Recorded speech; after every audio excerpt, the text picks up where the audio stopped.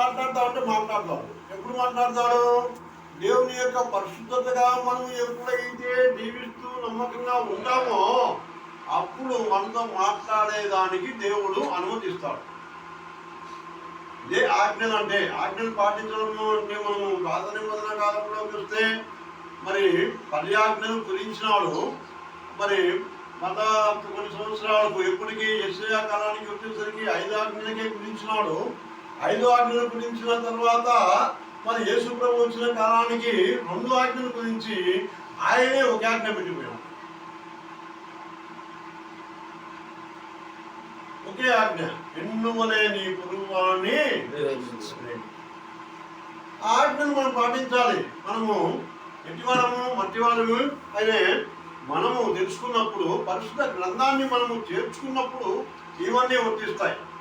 ఊరికనే కాదు, మనం ఎప్పుడైతే అనుసరించి నడుచుకుంటామో మన జీవితాన్ని మెరుగ్గా ఉంటామో. ఇటువంటి భయాందోళన మనకు ఉండదు. ఈ గ్రంథము దేనికి సూచనగా ఉంది? మంచి నడవడిక, మంచి జీవితము, మంచి కార్యాలు నెరవేర్చుకోవడం, ఈ భూమి మీద ఆనందంగా జీవించడం, ఇవన్నీ దానికి సూచనగా ఉంది. ఏ ఆనందము? దేవుని యొక్క ఆనందాన్ని పంచుకునేదాన్ని. మనం లోకంలో ఉన్నవారికన్నా మనము విన్నవారికి. అందుకే అయ్యా మీ రాజు దేవుడు, నువ్వు ఒక దేవునివి, మీ యొక్క రాజు అని అంటారు. ఎందుకంటారు అంటే ఆయన్ను మనము చేర్చుకున్నప్పుడు ఈ మాటలు వస్తాయి. రాజు కాబట్టి, ఆయన రాజు, మనం ఆయన బిడ్డలం కాబట్టి ఆయన రాజు బిడ్డలం ఏమన్నా ఎలాగా ఉండాలి? రాజు బిడ్డలుగానే ఉండాలి. ఈనాడు మనం ఏ విధంగా ఉంటున్నాము అనేది మనము హృదయాన్ని అనుసరించి నడుచుకోవడం కాదు, దేవుని వాక్యాన్ని అనుసరించి నడుచుకోవాలి. హృదయం ఎప్పుడు కూడా మోసకరమైనది. అది ఎప్పుడు ఏదో పని చేయాలని ఆలోచిస్తూ ఉంటుంది. కానీ మన హృదయాన్ని బాగుపరుచుకోవాలి అంటే వాక్యం మన హృదయంలో ఉండాలి.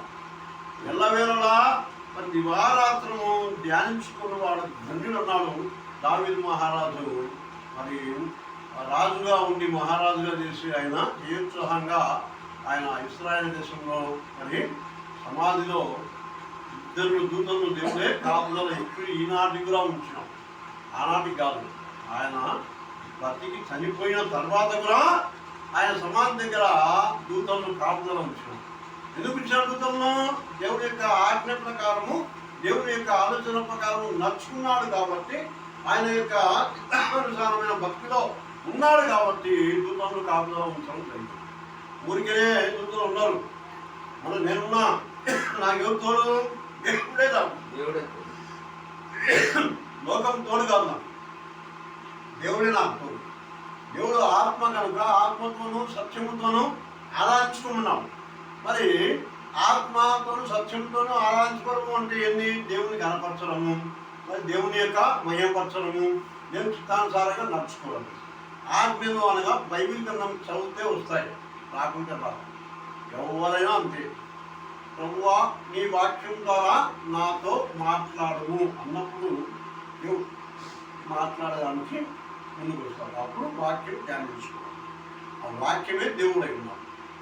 దేవుడు చెప్పేది దేవుడు మాట్లాడే కదా. ఇవి కూడా దేవుడు ఏ విధంగా మరి చెప్పినాడో మానవునికి, మరి అదే విధంగా నడుచుకుని దేవోత్సాహంగా ఆయన యొక్క సాక్షిగా జీవించాడు. పాత నిబంధన కాలము అదే విధంగా ఉంది. కొత్త నిబంధన కాలం కూడా మరి శిలువ రక్తం ద్వారా మరి ఎన్నో ప్రార్థనలు ఆవిర్భావమైనాయి.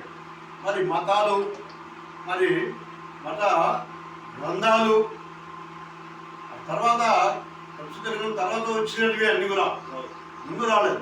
అందుకే ప్రథమ గ్రంథము అంటారు. ఈ ప్రథమ గ్రంథాన్ని అనుసరించి నడుచుకోవాలి.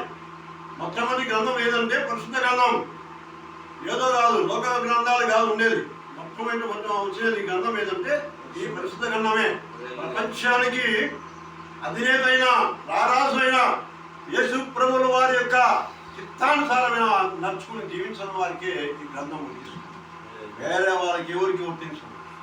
ఆయనను ఎప్పుడైతే హృదయంలో మనము ధ్యానించుకుంటూ నమ్మకంగా ఉంటూ ఆయన యొక్క చిత్తానుసారంగా జీవిస్తే అప్పుడు ఆజ్ఞలు పాటించేదానికి దేవుడు అనుమతిస్తాడు.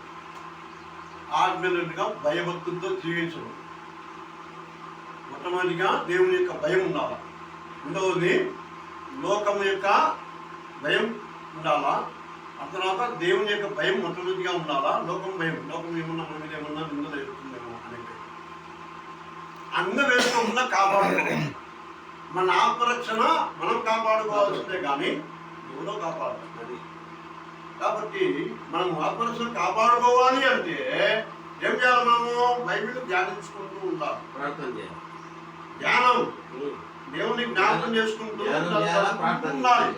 రెండవది దేవుని కనెక్ట్ అయి ఉండాలి, ప్రార్థన కనెక్ట్. ఈ ప్రార్థన కనెక్ట్ ఎప్పుడైతే ఉంటారో అప్పుడు దేవుని క్రియలు పనిచేస్తూ ఉంటాయి. ఈరోజు కోర్టుకు డబ్బు ఉంటే మనకు మంచి ఆలోచన ఉంటుంది అని కాదు. ఈ డబ్బు కోర్టులు డబ్బు మనకు శాశ్వతం కాదు. దేవుడు శాశ్వతమైన దేవుడు గ్రంథాన్ని మనకిస్తే మనం గ్రంథం చేసి పక్కన పెట్టి ఆ సంవత్సరానికి అవుతుంది యేసుక్రీస్తు పండుగ వస్తుంది, మా పండుగ పెద్ద గొప్పది అని మనం ఒక ఫీల్ అయిపోతాం. అది కాదు, నిత్య జీవం గల దేవుడు కాబట్టి నిత్యము పండుగలే, నిత్యం సంతోషమే. ప్రార్థన చేయి, దేవుని అనుసరించి నడుచుకో. నిన్ను చూస్తే అందరూ ఆనందంగా రే ఆయన దేవుని కుమారుడు, దేవుని యొక్క బిడ్డయ్య, ఆయన జాగ్రత్త, ఆయనతో మాట్లాడాలంటే చాలా కష్టం అనే ఆలోచన అపవాదికి రావాలా, సిగ్గు రావాలా. అప్పుడే దేవుని యొక్క బిడ్డగా మీరు ఉంటారు, దేవుని యొక్క ఆలోచన ప్రకారం నడుచుకుంటారు. అందుకే దేవుడు ఆత్మ కనుక ఆత్మతోనూ సత్యముతోనూ ఆరాధించుకున్నాము. ఈ ఆజ్ఞలు అనేది అది ఆది కాలం నుంచి వచ్చినాయి. ఆజ్ఞలు పాటించగానే ఎవరు అవ్వ అపవాదితో మోసపోయింది. దేవుని మాట విన్నారా? అదే ఆజ్ఞ వినలేదు. మొట్టమొదటిగా స్త్రీ ఎప్పుడైతే మోసపోయిందో అప్పటి నుంచి ఇప్పటి వరకులా మోసమే మోసమే మోసమే, స్త్రీ వలన మోసం. ఇప్పటి వరకులా యేసుక్రీస్తు తన రక్తము క్రీస్తు ద్వారా కలబడిన తర్వాత కూడా మనము ఆ పాపాన్ని మనం మోసుకుంటున్నాము అంటే మనము పవిత్రంగా కావాలి, పరిశుద్ధంగా ఉండాలి. ఆయన రక్తం ద్వారా కడబడిన తర్వాత నీతి కార్యాన్ని నడుచుకోవాలి. నీతి అంటే ఏంటి? నోటి మాట ద్వారా నీతి. మరి అన్ని విధాలుగా నీతి కార్యాలు నెరవేరుస్తూ ఉండాలి. భోజనం కాదు, భోజనము ఏ టయానికి ఏం కావాలనో అది ఇస్తారు దేవుడు. కాబట్టి దేవుని యొక్క చిత్తానుసారం ఏమైంది? మన యొక్క కార్యము మన పట్ల దేవునికి ఆత్మకార్యాలు ఉంటాయి. ఈ ఆత్మకార్యాలు దేవుని అనుసరించి నడుచుకున్నప్పుడు ఆత్మకార్యాలు ఇస్తాం. అప్పుడు దేవుని క్రియ మనలో పనిచేస్తుంది. దేవుని యొక్క ఆలోచన ప్రకారం నడుచుకుంటుంటారు. శుక్రవారం ఆరాధనకు వస్తారు, 15 మంది 20 మంది వస్తారని నేను ఆలోచన కలిగి ఉన్నాను. కానీ అనుకున్న రీతిగా జాస్వా గారు మా దగ్గర పెట్టుకున్నాను, నాకు తెలియదు. మన తర్వాత సాయంత్రం తెలిసింది. ఈనాడు చల్లదస్తా ఆ యొక్క ప్రభావం నా మీద పడడం జరిగింది. నేను ఎవరికి చెప్పను, మన వాళ్ళంతా అక్కడికి వెళ్ళాము. సరే, దేవుని స్తోత్రం. ఏదేమైనా మంచిదే. ఈరోజు 4 వచ్చినా 5 మంది వచ్చినా 6 మంది వచ్చినా 10 మంది వచ్చినా ప్రార్థన జరుగుతూ ఉంటుంది అని నేను ఒక తలంపు చేసి, అయ్యా ఈ ప్రార్థన ఉందని చెప్పాను. అంతే. ఎందుకు మనము సహవాసంలో ఒకరినొకరు కలిసిమెలిసి ఉండాలా. నెలకొద్దురి రావడము అది మన సమయానికి రాకపోయిగా ఉండొచ్చు. కాబట్టి ఏదో కార్యక్రమాలు ఉంటాయి.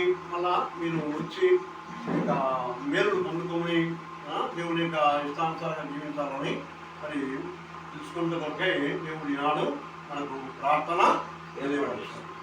ఆజ్ఞలు పాటించాలి. మరి నిర్వరకం ద్వారా శక్తి ఉన్నది. ఆయన ద్వారా సమస్తము మరి ఆది కాలంలోనే చేశాడు. అది సమస్తము ఆయన నిరుత్సాహంగా ప్రార్థనలు దేవుడు మానవునికి అప్పచెప్తే మానవుడు వ్యర్థమైన జీవితం, వ్యర్థమైన మాటలు, వ్యర్థమైన క్రియలు, తమ ఇష్టానుసారమైన భక్తి అట్లా జీవిస్తున్నాడు. అందుకే గ్రంథము మన చేతికి రావడము మహాభాగ్యం. ఆ భాగ్యాన్ని ఎప్పుడైతే అనుసరించి నడుచుకుంటామో దేవునికి ముందో పనిచేస్తూ ఉంటుంది. దేవుని మాటలు ఆయన వెనుకల్లో దీవించి ఆస్వాదించు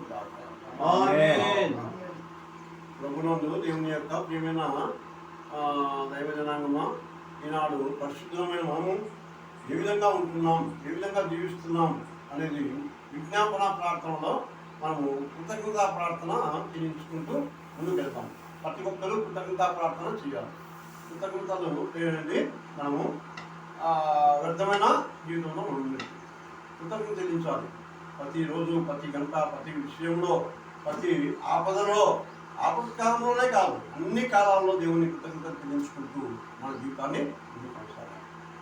మాట్లాడిన దీవించి ఆస్వాదించడం కాదు.